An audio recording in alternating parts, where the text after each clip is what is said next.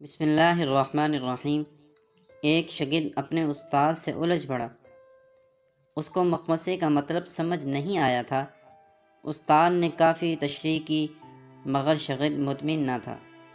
پھر استاد نے کہا کہ میں تم کو ایک واقعہ سناتا ہوں، شاید تمہیں مخمصے کی سمجھ آ جائے۔ ناظم آباد میں ایک کلینک کے سامنے والی سڑک پر ایک باپ اور اس کا بیٹا موٹر سائیکل پر جا رہے تھے۔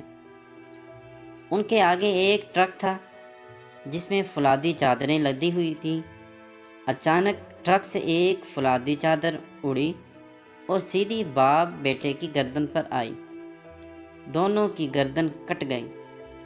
لوگ بھاگم بھاگ دونوں دھڑ اور کٹے ہوئے سر لے کر ڈاکٹر محمد علی شاہ کے پاس پہنچے۔ ڈاکٹر شاہ نے 7 گھنٹے کے طویل آپریشن کے بعد کٹے ہوئے دونوں سر دھڑوں سے جوڑ دیے۔ دونوں زندہ تو بچ گئے۔ 2 ماہ تک دونوں باپ بیٹا انتہائی نگہداشت کے وارڈ میں رہے۔ گھر والوں کو بھی ملنے کی اجازت نہیں تھی۔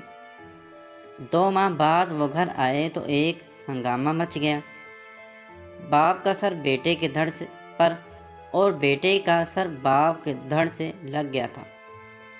شاگرد منہ کھولے بہت حیرت سے سن رہا تھا۔ گڑمس پیدا ہو گیا کہ اب بیٹے کی بیوی شوہر کے دھڑ کے ساتھ کمرے میں رہے یا شوہر کے سر کے ساتھ۔ اگر وہ شوہر کے سر کے ساتھ رہتی ہے تو دھڑ تو سسر کا ہے۔ اب کیا ہوگا؟ ادھر یہ گڑمس کہ ماں اگر شوہر کے سر کے ساتھ رہے تو دھڑ بیٹے کا ہے، اگر شوہر کے دھڑ کے ساتھ رہے گی تو سر تو اس کے بیٹے کا ہے۔ گھر کی صورتحال انتہائی کشیدہ تھی۔ بیٹا اپنی بیوی کا ہاتھ تھامنا چاہے تو وہ نیک بخت کہتی کہ مجھے ابا جان کے ہاتھوں سے شرم آتی ہے۔ سسر اگر اپنی بیوی کے پاس اس لیے نہیں پھٹکتے کہ بیٹے کے دھڑ اور ماں یعنی ان کی بیوی میں ابدی حرمت ہوگی۔ کہیں موٹر سائیکل پر جانا ہو تو ایک پریشانی کہ بہو شوہر کے دھڑ کے ساتھ بیٹھے یا سسر کے سر کے ساتھ۔ الغرض ان کی زندگی اجیرن ہو گئی۔ تمام معمولات ٹھپ ہو گئیں۔ ایسے میں کسی نے مشورہ دیا کہ یوں کیا جائے کہ دونوں اپنی اپنی منکوحہ کو طلاق دے دیں اور ازیں سر نو نکاح کریں تاکہ دھڑ حلال ہو جائے۔